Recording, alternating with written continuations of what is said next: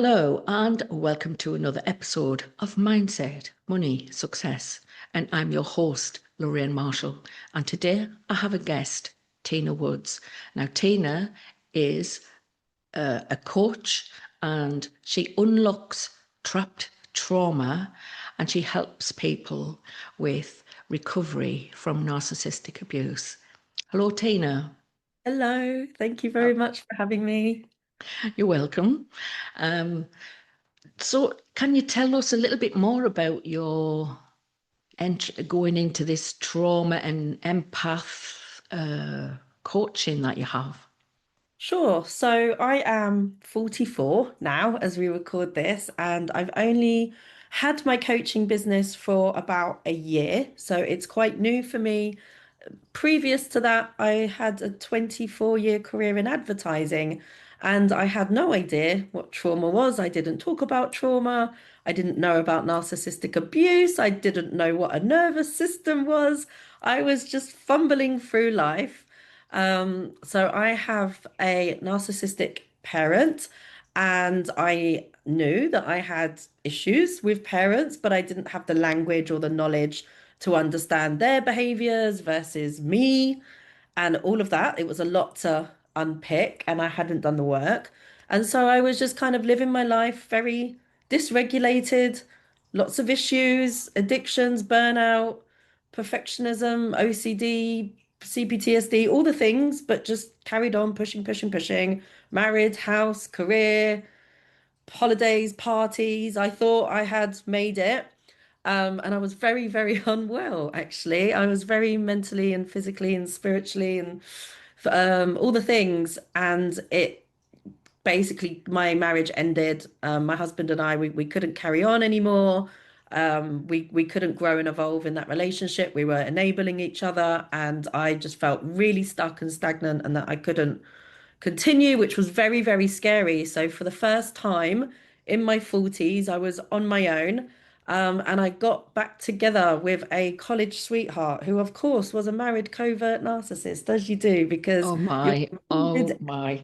a wounded empath and you've not done your work and you're looking to be rescued and you're codependent and all the things. And I trusted him and he convinced me we were soulmates and that his wife was abusive and he was only there for the kids and he was leaving and he would look after me and we'd be this power couple. And I thought, well, that's why my marriage didn't work because I wasn't with my soulmate.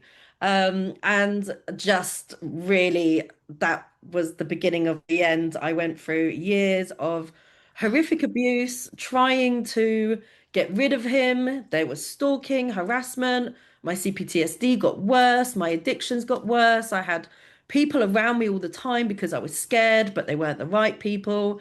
And I hit rock bottom.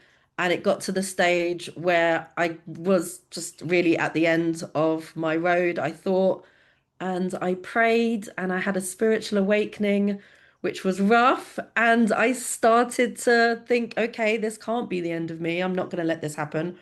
What do I need to do? And I went on a deep journey of learning and transformation. And coming out the end of that, I was like, right, well, I never want anyone to go through that again. How can I help? And I'm now in my purpose of empath empowerment. So I help women recover, work through the fear, find their purpose, find their power, transform and alchemize all of those lessons into a higher state of living so that we can kind of move from victim mode into our kind of highest frequency. So that's the journey I have been on. It's been a deep one. It sounds a little bit horrific, but obviously, I know how you feel because obviously, we just chatted earlier about my situation, but Hello, it's Loraine here. And before we get into today's podcast, let me tell you about school. It's the all-in-one platform that coaches, trainers and creators like us use to share content, engage our audience and build recurring revenue. Whether you're through free membership or paid subscriptions, think $10 to $50 a month or even high-ticket upsells. School makes it stupidly simple. There's highly engaged communities, no more ghost towns. Charge monthly or keep it free, you decide. Zero hidden fees. It's just $99 a month after your first 14-day free trial, and you can cancel at any time. Unlimited members, courses and content, all with mobile app to keep your community connected. And the best part, you own the relationship. No algorithms burying your posts, just your people, your content, your revenue. Are you ready to build your empire? You can grab a free trial and I'll drop the link in the show notes or below the video. Let's get you paid for what you already know. So you've just been a year with this coaching now. So I was going to ask a couple of questions actually.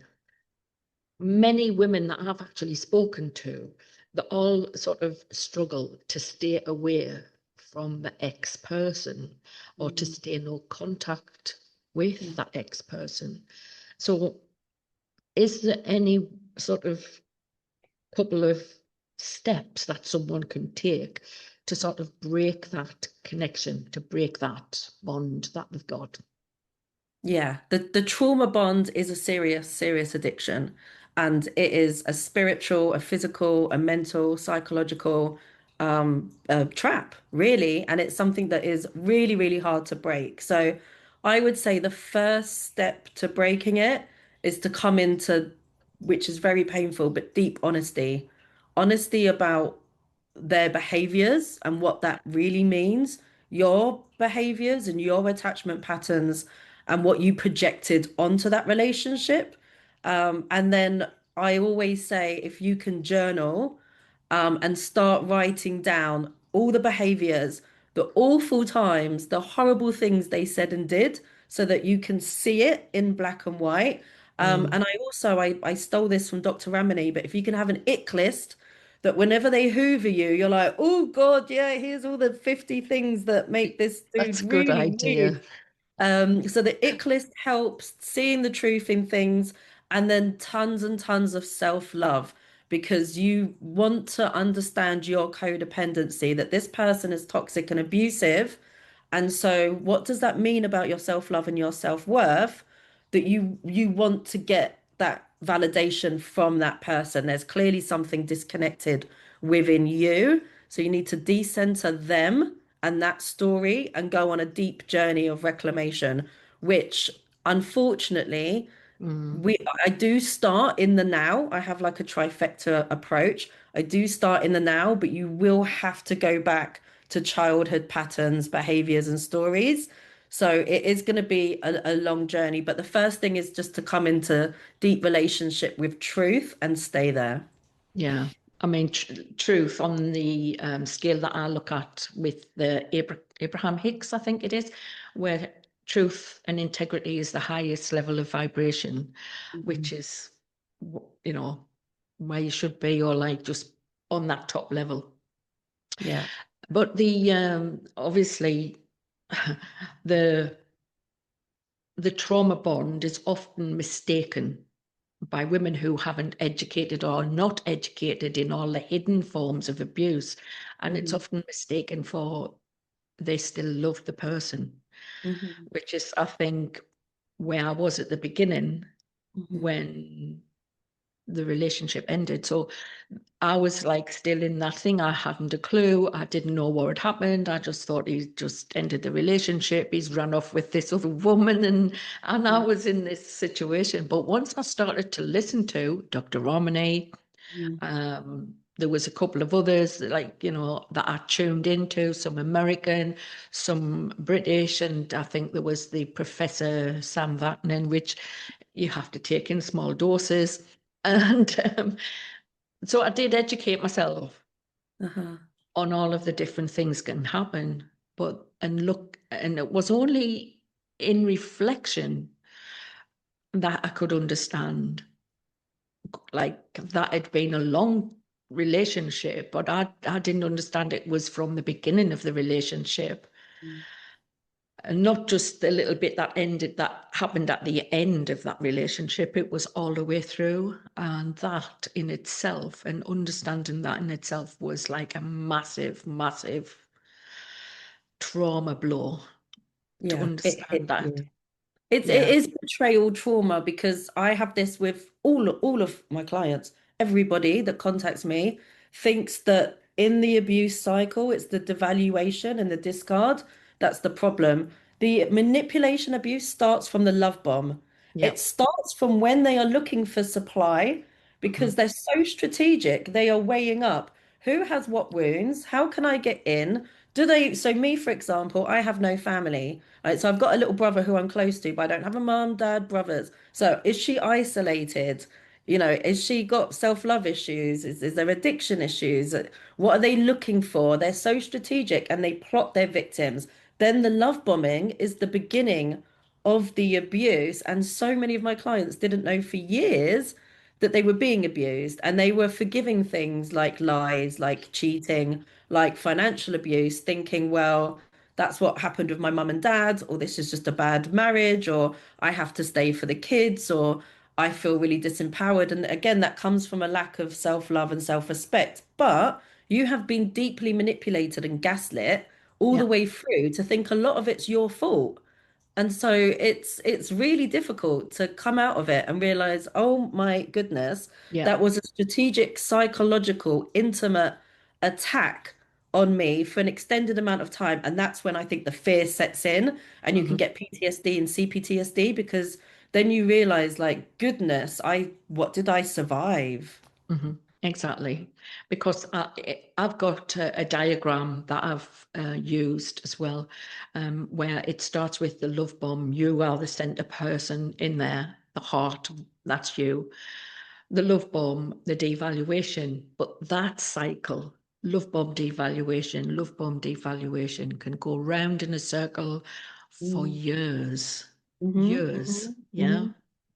And you don't understand it. And so, like the projection, the gaslighting, even the anger at times, and when they just fly off the handle and just like start shouting and mm-hmm, ranting, that you can end up blaming yourself, and mm-hmm. you apologize for their anger, Yeah. which is what I did. Mm, And so that cycle in itself, which I termed, in the book I was writing, was he loves me, he loves me not. The mm, daisy, mm. when you pluck the leaves off, he loves me not. And that's the cycle that you go into. So yeah, and it doesn't really move to a full-blown devaluation until they've got, I don't know what it is, that they just flick this little switch must just flick between, I want to keep this person in my Mm, life, and then all of a sudden the the abuse ramps up, it escalates in a certain point in the relationship. And that was years after. mhm, mhm. So it is very difficult when you're in a situation, I think. Even Yeah, people who, you know, even when even when you see it, that the relationship has ups and downs, as you say, and that there is a cycle to it. I think a lot of the final discard happens when you said you noticed that there was, a discard, a devaluation, a discard, devaluation. When you start to see their patterns of behavior, that's when your intuition starts waking you up. And even though mm, you're saying, I'm sorry I upset you, or this is happening because I'm not pretty enough, or I'm not trying hard enough, or you try, I think there will always be a little bit of your intuition that says, just look a little bit closer, and you do spot the signs and the patterns. And I think that saves many, many women where they say, hold on a minute now, I've had this conversation with him about 6 times, or I noticed that that there's always a flare up around the holidays, or he's always on his phone around this time. And then you sort of start to suss, maybe it's not all me. And that's a powerful place to start. yeah, true. I mean, obviously the cheating and the manipulation, the lies and things like that is um, sometimes I think women forgive too quickly. Yeah. And I did exactly the same thing because Mm. I just thought, oh, he's having a midlife crisis. I mean, loads of people have affairs and stuff, you know, and even my parents, when I was very young, they had a separation and then got back together because one parent was cheating on the other parent. Mm. And, you know, so you just think, oh, well, that's part of life. And so when he did confess, I didn't think about it. I just thought, oh, he's having this affair. And then I forgave him for that. And he decided that he ended the affair and we got back together. We were together anyway, but to start over and I started to get my confidence back again. Mm. But they Mm. are devious people because even in confessions, they lie. Yeah, even in confessions, they're lying. And to be honest, the one I dealt with, he was married and he convinced me that his wife was crazy and an alcoholic. And she did have alcohol abuse issues because she had obviously been driven there. And Yes, he would take filmings and recordings and show me screenshots.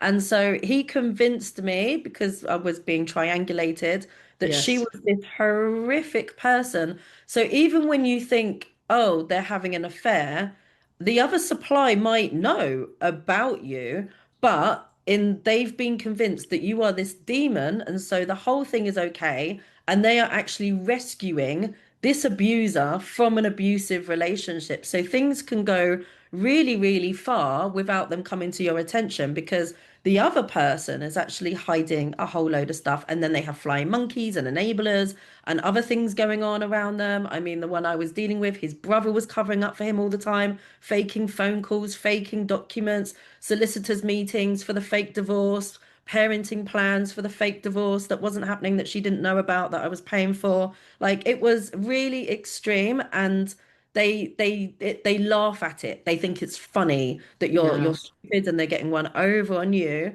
and you're still sitting there giving them the benefit of the doubt, taking them at face value, again because of childhood wounds, because something as you were growing up made you not feel like you could really advocate for yourself. And so other people who haven't got those abandonment wounds or those worthiness wounds or those self-love wounds, at the moment something goes wrong, they say, this isn't working for me anymore. The relationship is over. They go and do their healing and they move on.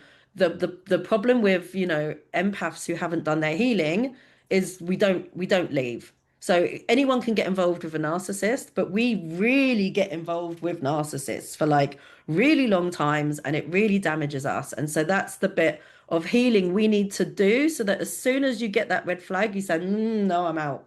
yeah, that's it. Because I mean, you get so much damage from that type of relationship that you don't understand while Mm. you're there.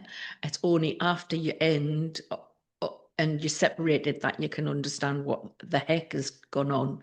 Yeah. And the complex trauma thing is really um, lasting emotional and physical symptoms that you get. And so, you know, if someone hasn't got access to therapist and coaching and things like that, what might be something that a person could do as a self-help thing to get through like the complex trauma that people experience? Yeah, so I always talk about a 360 approach, so mind, body, and soul. And that can mean whatever you want it to mean. Some people are more traditional in religion, some people are kind of more spiritual. I would say start with working on your energy. So Mm, anything you can do to help raise your frequency and bring in some light, because it's incredibly dark and damaging. It affects your soul, your intuition, your sleep. So there are free things you can do, like walk in nature, go to the park. You mhm. can meditate, you can ground, get your hands in the garden.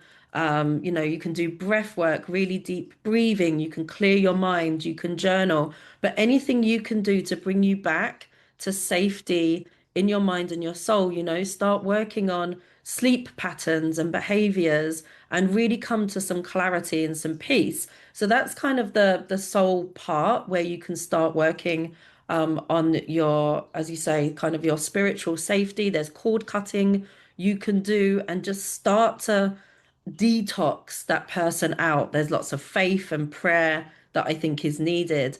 And then Mm. you need to work on your body, so your nervous system safety. And again, there's lots of free resources now online where you Hmm. can learn about, yoga. Yoga's really great for being in your body and for stretching, breath work. There's somatic exercises you can do. And then things like reconnecting with friends is really important because you've probably been quite isolated. And again, that can be really scary. So if you can safely meet with some friends or talk to some friends and just get out a little bit more, that's really helpful too. And again, that can be free. That can be, looking for groups or friends or hobbies online, reconnecting with safe people. But you want to start to nurture safe relationships so that you don't get really isolated, shut the doors and say everything is bad, because Yeah. that's going to be quite difficult to shift out of. And then things like making sure you're not leaning into addictions when it comes to substances, drinking lots of water, eating nourishing foods, moving your body every day. So then we're working on our body, we're working on our soul, and then when it comes to our mind, there's going to be a lot of rumination. You've dealt with a whole heap of crazy and gaslighting, and your Yes. poor little brain is just trying to figure out like what went on there. Yeah. What they really wants to know to keep you in survival mode. What just happened and how do I prevent it? And these people have a personality disorder. They are disordered in their thinking. So your little orderly brain is just chasing itself around in circles. So stop doing that. You can consume narcissistic content and learn to educate yourself, but at some stage, you have to almost unplug and you need to Yes. start with things like what can you do to help move yourself forward? So affirmations are really helpful, learning new things, joining the groups, learning a course, reading books, podcasts, podcasts like this is really great just to give you different tools to start thinking about, okay, what do I need to do in my money? What do I need to do for my future? Am I future proof? So you don't necessarily need a coach. You can do lots of little bits. The Mm. benefits of a coach is that you have someone to hold space for you as you figure it out. You don't feel alone. A lot of people come to me and they'll say, I need tools, I need tools. And actually, when you talk to them, you have tools, you know what to do. You're Yeah. not doing it because you're in freeze. You're Yeah. stuck, That's, you're in freeze, you've got no energy. I help yeah. people galvanize that energy to get them to move forward and keep Yeah. moving. You get into a situation, procrastination mode, I think. This is Mm, where I was quite a lot of the time, but obviously having someone on the other side thinking they can just throw a litigation and then you have to wait for a litigation happening and then you're dealing with lawyers and court appearance and all of this thing, it keeps you in this fear state yeah. because you just haven't got any certainty. You can do a lot on to like self-improvement work and affirmations, like you said, and journaling and all of Mm, that walking in nature thing. But mm, when you've still got that person who mm, can just like that, and mm, then you've got police at your door, mm, mm, it's really, really difficult, to keep yourself in a level situation without you having you up and down, which is like you are a crazy person. Do you know what I mean? Because that's the dysregulation is between the different emotions, but it's not you. It's the outside impacting and yeah. keeping you in a fear and or a freeze or a fawn. Um, and I don't know about you, but the people sort of in the situation when they're coming through the grief, when they're coming through the trauma, there's quite a lot of anger. And for Mm, women, you're always like, oh, well, you shouldn't be angry, you're a woman and all of this to repress that anger. mm, And I've written about this in the book, and I just say, no, you need to release the anger. Mhm. Don't suppress the anger. Get the Mhm. anger out. So is this Mhm. something that you actually advocate in your coaching about anger? Yes, anger. So there are phases. So to the end of the abuse, there are phases like, you get the grief phases. And anger was, I called it my Kill Bill stage, actually. My anger stage, because I'm an Aries, I'm very fiery, was deep. And my friends had to hear just a whole load of karma plotting and planning and all the things he had done. And he'd obviously stolen money and I wanted it back. And I didn't know whether to tell the wife. And he was still stalking and harassing me and I didn't know whether to expose him. And there were so many boundary violations that Mm, I was continuously releasing anger, and then he would trigger me again because he yeah. was he was trying to do that. And so for me, I did go on a deep journey of surrender and letting go. And then I just kept letting go of the anger, processing. I got a mini trampoline. There was a lot of bouncing. My Hmm. poor neighbors listened to a lot of Taylor Swift. There was a lot of singing, shaking, dancing. Um, I, Sounds I went through it. absolutely the right thing to do, to be quite honest. That really Yes, good. kickboxing. I joined kickboxing and Yeah. self-defense. So I was like, it had to come out because pushing it in and pushing it down can make you, really, really sick. So Well, that's yes. why I got into yoga. So I just did a lot of being in my body and getting safe in my body, which again is really hard when they're stalking you and Hmm. harassing you and you can't sleep and you don't know what you've got cameras all around your house and they're ringing you from crazy numbers or you're trying to parent with them and they're doing crazy things. It's very, very, very difficult. However, it's not about not getting triggered or shaming yourself when you are triggered, but it's about coming back quicker and quicker and quicker, releasing, reclaiming, grounding, coming back. Okay, and then the next, and then the next. So you don't always want to be up and down, but Hmm. you do train your nervous system to trust yourself that little bit more, and you can be a bit steadier in the Yeah. waves of the crazy. I think where I was I think it was 2022 after he had sent an email which was like, Happy New Year, Loraine. It's like I was, what? So all of a sudden he was the nice guy again. Mm, And so I took time to respond, and I had some help from a relationship coach who then drafted something that I could send to not aggravate the situation. And so we sent something off. And then a few days later, I get another email, only this time it was Mr. Nasty. mm, Right. So the email had gone from the nice guy to the nasty guy. And in mm, the nasty one, it was like, are you ignoring the court documents? Have you not seen the court documents?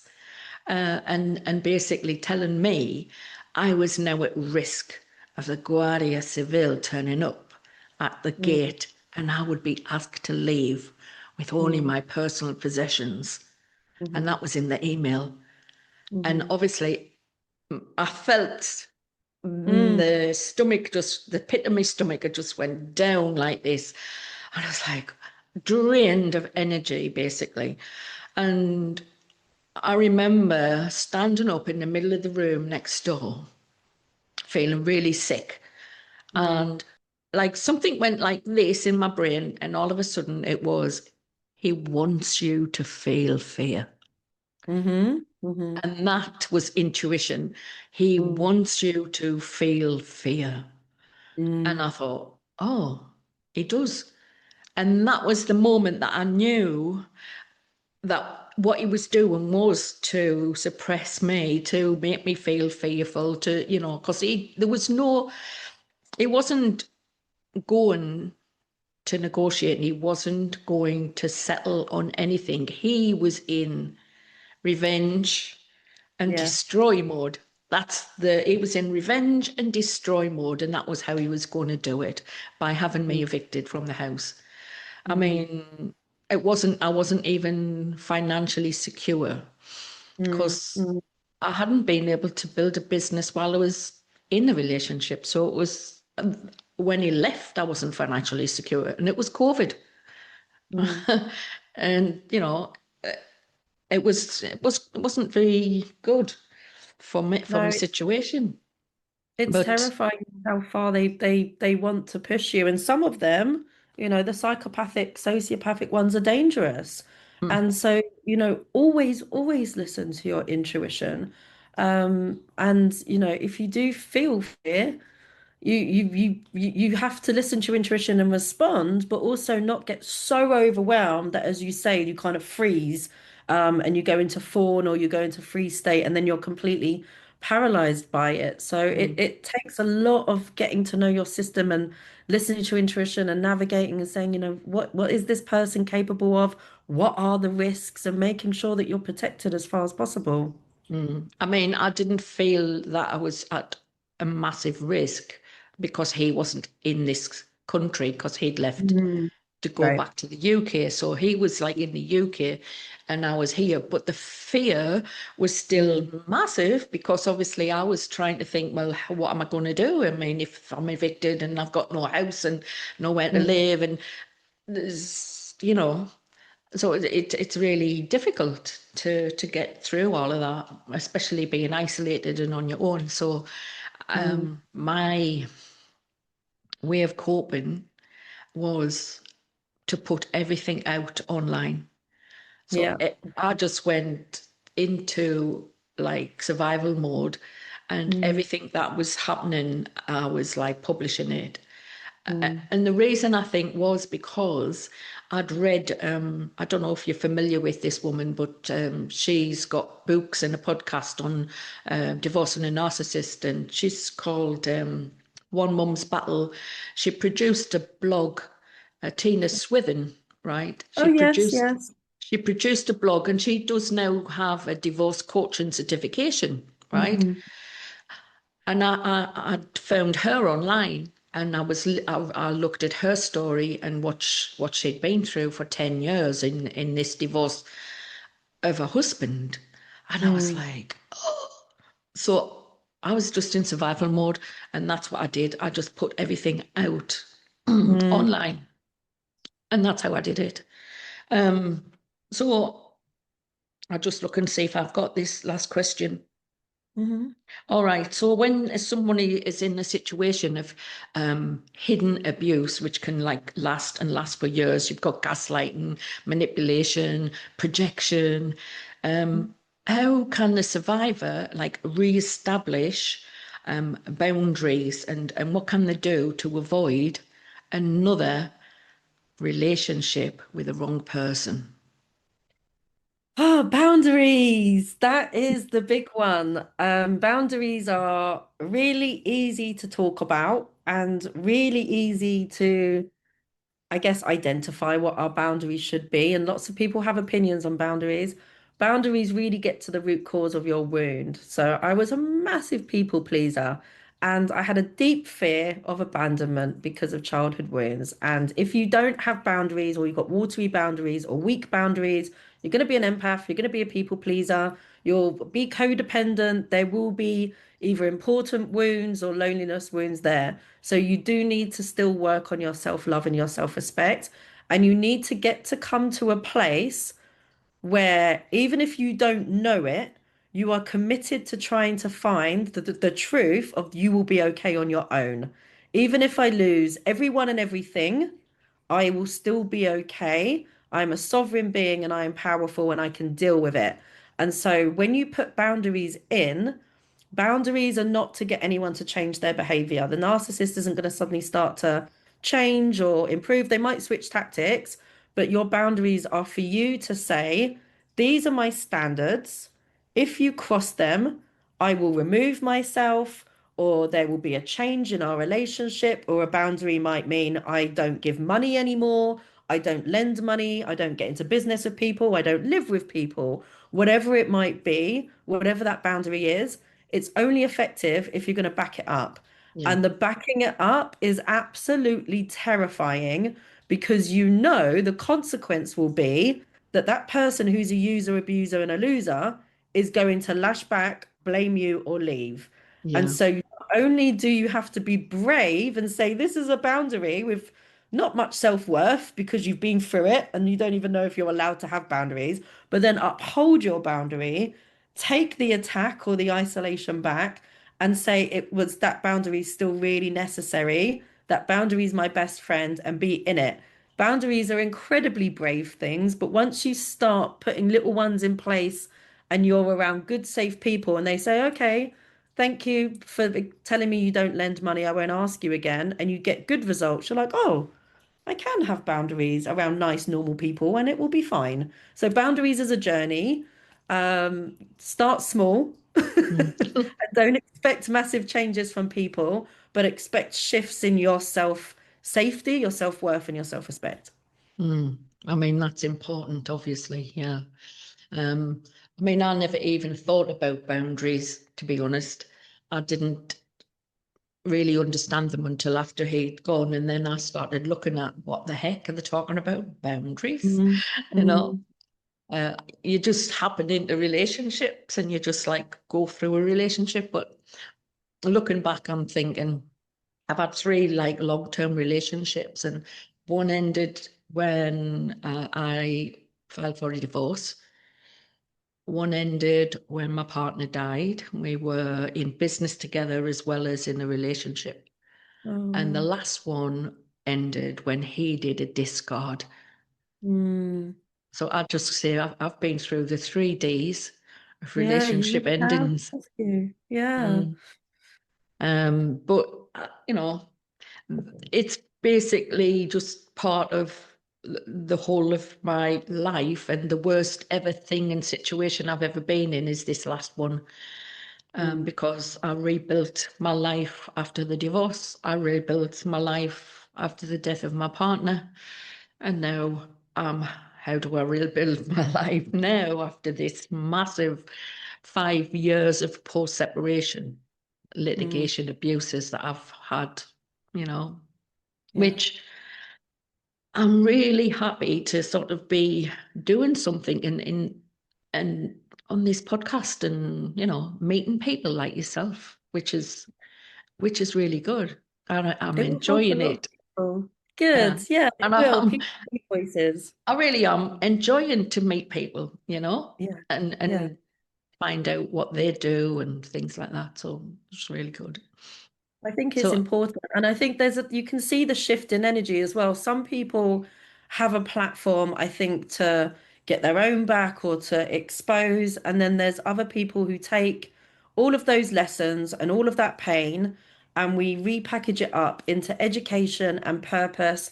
And we genuinely try and help people. And the more of those people you connect with, the more education and support and help we put out there.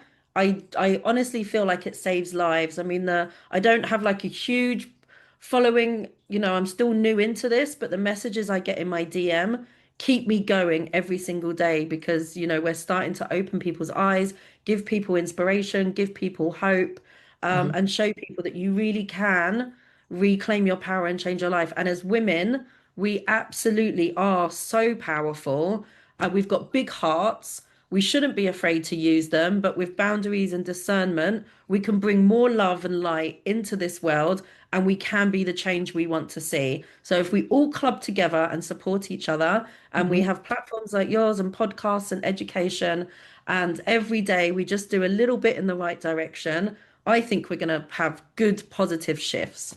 Yeah, that's what we need. And just before we end the podcast, I just want you to tell us a little bit about your school community that you have. Yeah, so my school community is free. So it's premium, so I pay for it, but it's free for everyone to access. And that is because there's so much financial abuse that Hmm. happens within narcissistic abuse. So I could potentially go corporate, and make money there. I actually really want to help people on the ground. So my community is free. You do have to be approved to come in. So I don't just let everyone in. I will check who you are. A lot of people get rejected because they're probably stalking or checking or doing untoward things. But it's called Sovereign Souls, and I put lots of content in there. So today I put in a free mini masterclass on anger, processing anger, and one on meditation for beginners. So how you can meditate and come to clarity. There's somatic processing, there's spiritual tools, there's breaking the trauma bond. So I give as much as possible for free in there so that you've got a safe container. People can DM me. You can access loads of resources. Every day I put something in there about what I'm doing, even if it's just a link to the yoga class I did that morning or a song I like. Everyone feeds in. It's a space for us to be safe and comfortable, and happy. If you don't have the resources to fully invest in coaching, or if you just don't know me yet and you're not sure that, my style is your style and you want to see what I'm about, it's there for that too. So everyone is welcome in Sovereign Souls, as long as they are not a toxic narcissist and they're not bothering anyone, then they can come in and do a bit of healing in there and share their experience. That sounds really good. So thank you, Tina, Thank for you. being on the show today. Thank you very much for having me. Thank you.